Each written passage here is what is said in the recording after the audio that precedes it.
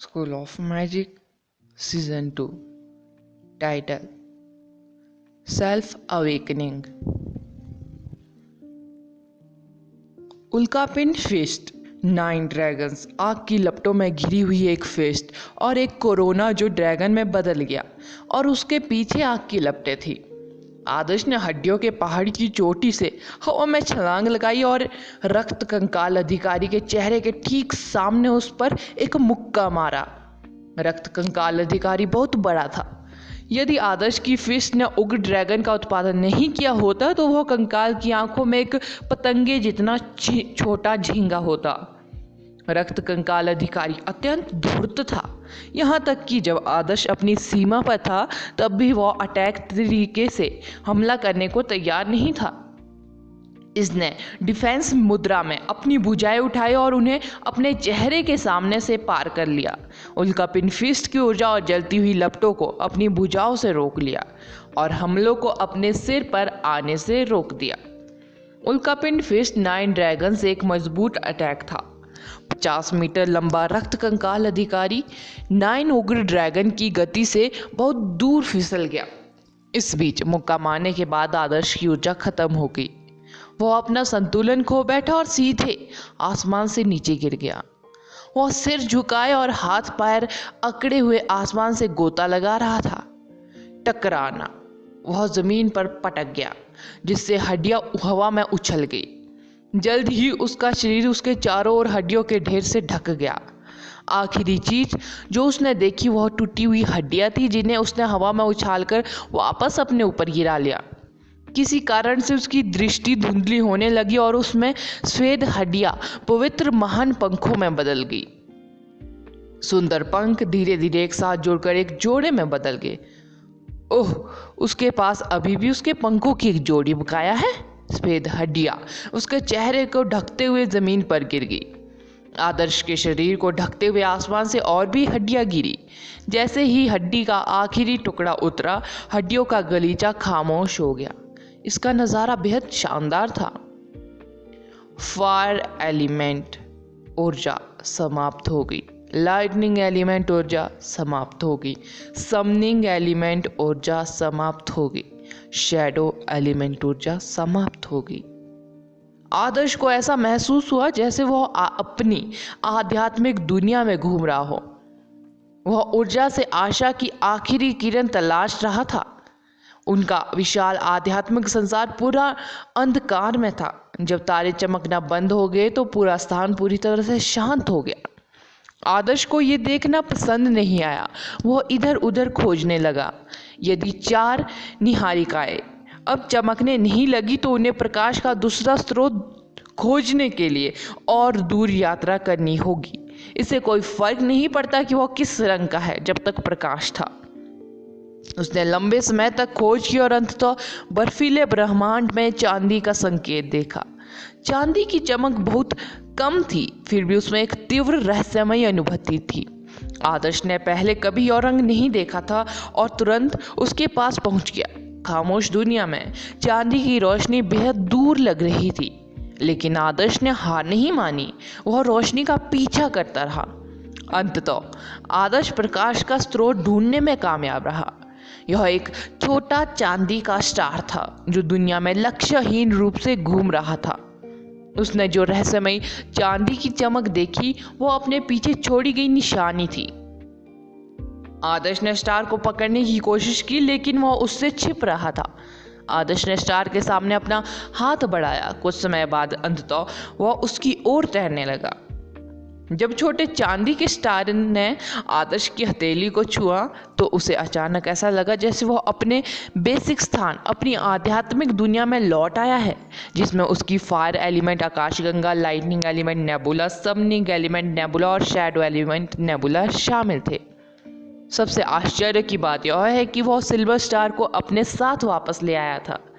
यह उसकी हथेली में नहीं था, लेकिन इसने उसकी आध्यात्मिक दुनिया में एक स्टार डस्ट का निर्माण किया था।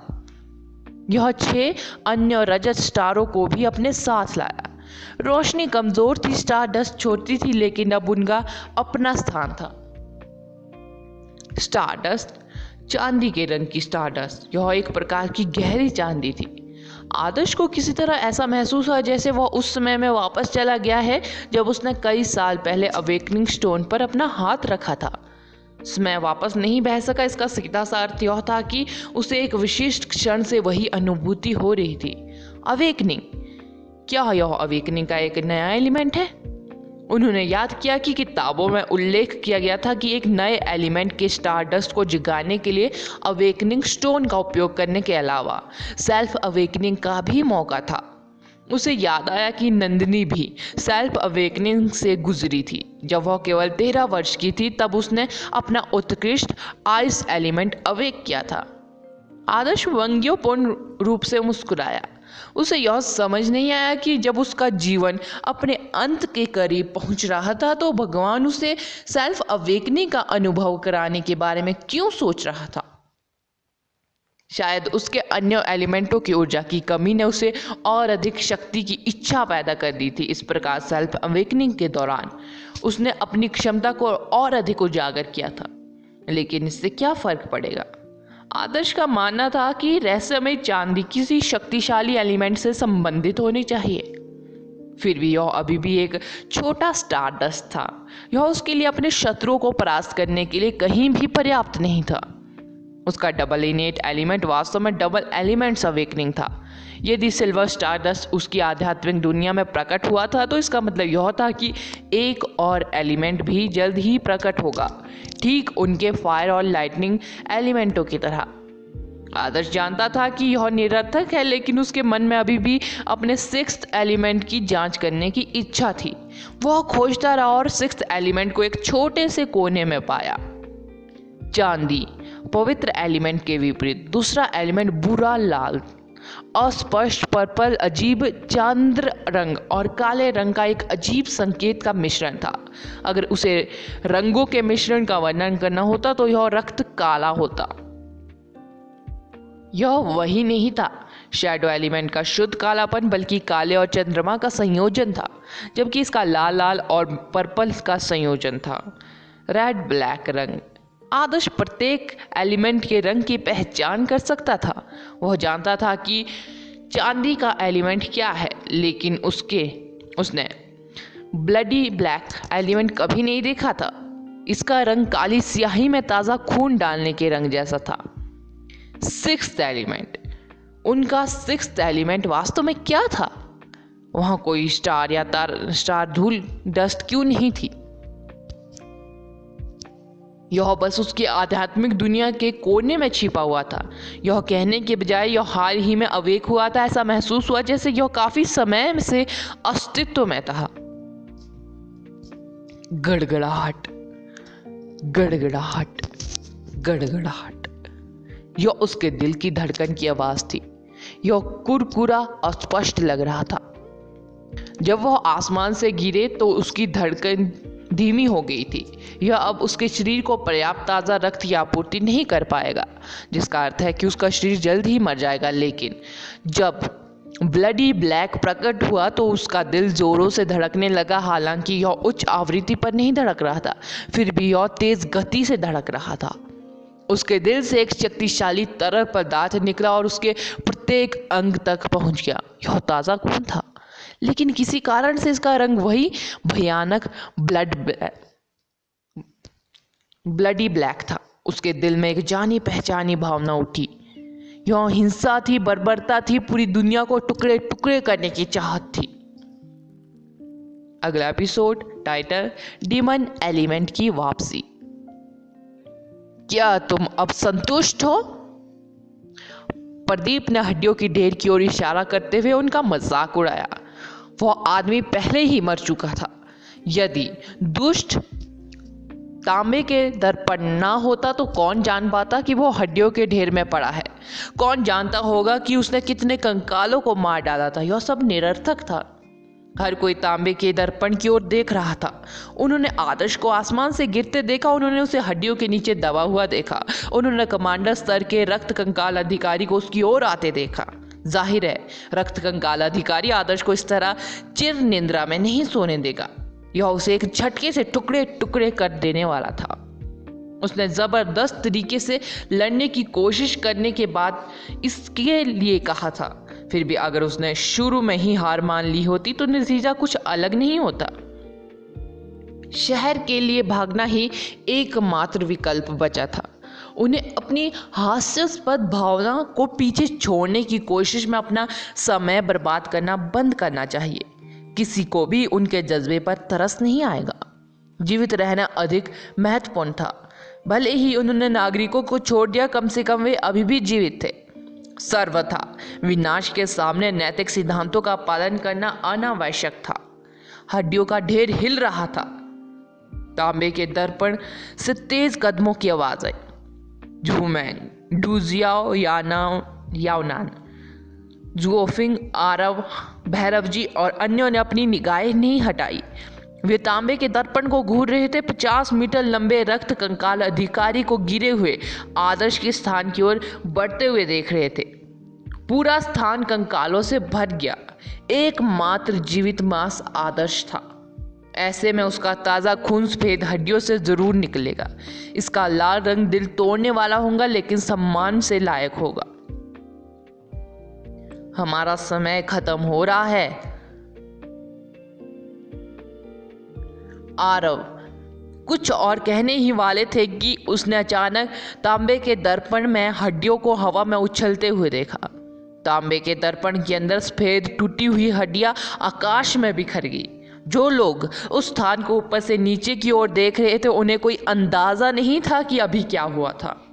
उन्होंने प्रकाश का एक विशाल विस्फोट देखा, जिसने मृत्यु स्थान के आकाश को भयानक रक्त ब्लैक रंग में रंग दिया। ऐसा लगा जैसे आकाश में एक दुष्ट अर्धचंद्र प्रकट हुआ हो, जो किसी चीज के आने का संकेत दे रहा हो। क्या चल रहा है? झूमैंग ने चिल्लाकर कहा। पता नहीं, ऐसा लग रहा है जैसे कोई शक्ति आसमान में उठ आई है। यहाँ तक कि तांबे का दर्पण भी प्रभाव से हिल रहा है, याओनान ने कहा, जिनकी आंखें तांबे के दर्पण से कभी हटी नहीं थी। छवि इधर उधर हिल रही थी। जब हड्डियां अंततः बर्फ के टुकड़ों की तरह जमीन पर गिर गई तो उन्हें मुश्किल से ब्लडी ब्लैक रोशनी का स्रोत का पता चला। यह उस स्थान से आया था जहां रक्त कंकाल अधिकारी ने अपना पैर नीचे गिराया था, जहां आदर्श को दफनाया गया था। दुष्ट तांबे का दर्पण मृत्यु के स्थान पर नजर रखने वाली एक आंख की तरह था। हर किसी को आश्चर्य हुआ। अजीब चमक द्वारा बनाई गई उपस्थिति इतनी मजबूत थी कि दुष्ट तांबे के दर्पण पर भी दरार पड़ गई। वो क्या है? टूटे हुए तांबे के दर्पण से दिखाई देने वाली फायर की लपटों से घिरी एक भयानक आकृति चकाचौंध करने वाली रोशनी में खड़ी थी। वह चीज एक मानव आकार की आकृति थी, फिर भी उसने नार की ओर लपटों से जलता हुआ वस्त्र पहन रखा था।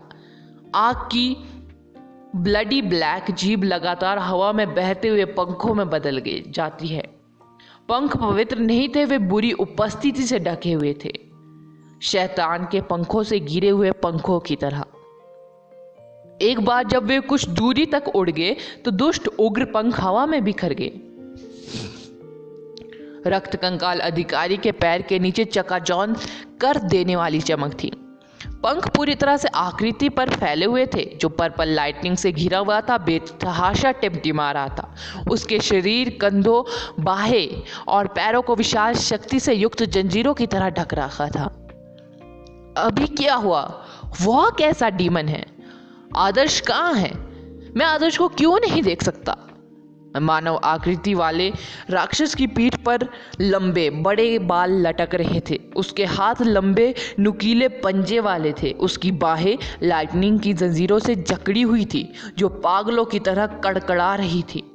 उसका चेहरा और शरीर खूनी काले घावों से ढका हुआ था, जो ऐसा लग रहा था जैसे वे अपने भीतर और भी डरावनी आत्मा को सील कर रहे हैं। एक बार इसके खुल जाने के बाद यह उस स्थान का विनाश कर लेगा। ऐसा महसूस होता है, ऐसा लगता है कि यह चीज आदर्श है। जब डूजियाओ को कुछ याद आया तो वह थोड़े कांपते और आश्चर्य से बोल पड़ा। याओनान और डूजियाओ ने एक दूसरे से नजरें मिलाई। वे इस राक्षस के स्वरूप से भली भांति परिचित थे। अतीत में उन्होंने एक एक्सपेरिमेंट पर कब्जा कर लिया था, जो सेना से भाग गया था। आपने अभी क्या कहा? वह आदर्श है? रहस्यमय आदमी ने पूछा। एक इंसान उस जैसा कैसे बन सकता है? उग्र चमक उठी और रक्त कंकाल अधिकारी से जा टकराई। ब्लडी स्केलेटन अधिकारी को अपना पैर रखने का भी मौका नहीं मिला जब वह एक जोरदार टक्कर से गिर गया। इसका 50 मीटर लंबा शरीर पीछे की ओर फिसल गया और अंततः कुछ देर बाद रुक गया। रक्त कंकाल अधिकारी अपनी आंखें घुमा रहा था और भ्रम में उस मानव को देख रहा था जिसने अचानक इतनी बड़ी शक्ति द्वारा उस पर अटैक किया था। एक मर्मज्ञ दहाड़ उठी जिसे सुनकर हर किसी की रूह कांप उठी। यह पाताल लोक से शैतानों की आवाज जैसा था। दहाड़ आदर्श के गले से निकली थी, उस डीमन से जो लंबे समय से इंसान के मांस के अंदर फंसा हुआ था। आदर्श अपनी जगह से गायब हो गया था, साथ ही उस चकाचौंध चमक के साथ जो उसे ढक रही थी। लहराते रक्त कंकाल अधिकारी के चेहरे से 1 मीटर से भी कम दूरी पर अजीब उग्र पंख कहीं से प्रकट हुए और जलकर राख हो गए। एक भयानक आकृति अंतराल से बाहर निकली जो पंखों से जलकर अलग हो गई थी। जैसे ही उसने अपनी मुठ्ठियां भींची, आकृति के करीब आकाश में लाइटनिंग की एक लंबी और मोटी चमक चमकी। जीव ने अपनी लाइटनिंग की भुजाएं आगे की ओर फेंक दी। लाइटनिंग चमकते हुए आसपास में फैलने लगी और 1 किलोमीटर से भी दूरी तक पहुंच गई। लाइटनिंग का बोल्ट उसी दिशा में चला जिस दिशा में मुक्का फेंका गया था। रक्त कंकाल अधिकारी ने खुद का बचाव करने के लिए फिर से अपनी बाहें पार कर ली, लेकिन लाइटनिंग से होने वाला अटैक उल्कापिंड की फिश से ही कहीं अधिक मजबूत था। यह तुरंत कंकालों की बाहों में घुस गया, पूजाओं के पीछे की खोपड़ी पर गिरी जो उसे छेदते हुए कुछ 100 मीटर दूर चली गई। खोपड़ी फटकर खुल गई, उसके अंदर छिपा हुआ मरा हुआ क्रिस्टल भी टुकड़ों में टूट गया। विशाल कंकाल का शरीर अकड़ गया और धीरे धीरे पीछे की ओर गिर गया। आदर्श गिरते हुए कंकाल के साथ अपने नंगे पैरों से कंकाल अधिकारी की छाती पर कदम रखते हुए उतरा। चिलचिलाती लाइटनिंग अभी भी उसकी बाहों से इर्द गिर्द घूम रही थी। उसके ऊपरी जबड़े से मुंह के बाहर नुकीले दांत निकले हुए थे। उसका चेहरा किसी राक्षस के मुखौटे की तरह रून से बालों से भरा हुआ था। उसकी पुतलियां अलग अलग रोशनी में घूम रही थी, बिल्कुल अलग लग रही थी। उनके पास एक अनोखी बर्फीली और जानलेवा ऑरा था। उसकी छाती वैसे ही बालों से ढकी हुई स्पंदित हो रही थी जैसे ही कि एक अंतहीन उग्र ऊर्जा उसमें से फूटने वाली हो। आदर्श ने धीरे से अपने हाथ उठाए और उन पंजों को देखा जहां उसके नाखून होने चाहिए थे। उसने रक्त कंकाल अधिकारी के सिर और मरे हुए क्रिस्टल पर नजर डालने से पहले अपने हाथों के पीछे बालों का अध्ययन किया जिसे उसने टुकड़े टुकड़े कर दिया था। 6th एलिमेंट, तो यह मेरा 6th एलिमेंट है, आदर्श बहुत बदली हुई आवाज में बुदबुदाया।